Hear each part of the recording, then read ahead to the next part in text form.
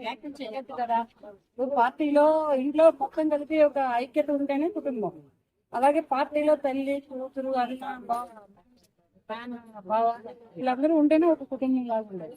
అటువంటి కుటుంబంలో నుంచి ఈవిడ తప్పుడు వ్యాఖ్యలు చేసి తప్పుడు ప్రచారాలు చేస్తే మరి అలాగే సస్పెండ్ చేస్తారు. తన తండ్రి ఆవిడని సస్పెండ్ చేసి పార్టీల నుంచి బయటపెట్టి బయటికి పెట్టాడు అంటే ఇక్కడ చీలికలు మొదలయ్యాయి, పార్టీలో చీలికలు మొదలయ్యాయి, ఎక్కడికక్కడికి అలాగే చీలిపోతా ఉన్నమాట. అదే మేనల్లుడు అయినటువంటి హరీష్ రావుని ఎందుకని పార్టీ నుంచి సస్పెండ్ చేయలేదు? ఎక్కడో అక్క కొడుకో చెల్లి కొడుకో కదా హరీష్ రావు.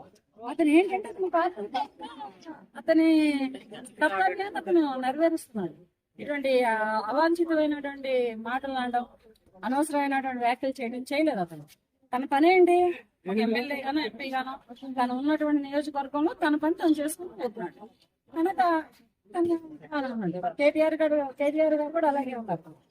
అతను కూడా తన పని తను చేసుకుని వెళ్తున్నారు. కేసీఆర్ గారు కూడా అలాగే ఉన్నారు. తను కూడా తన పని తను చేసుకుని వెళ్తున్నారు. మరి తిను పని చేసుకుని వెళ్ళకుండా ఇటువంటి వ్యాఖ్యలు చేయడం మరి చేస్తే ఊరుకుంటారా? అది కూతురైనా కానీ, కొడుకైనా కానీ, మేనల్లుడైనా కానీ, భార్య అయినా కానీ, ఎవరైనా కానీ సస్పెండ్ చేస్తారు. సస్పెండ్ అయిన తర్వాత కొత్త పార్టీ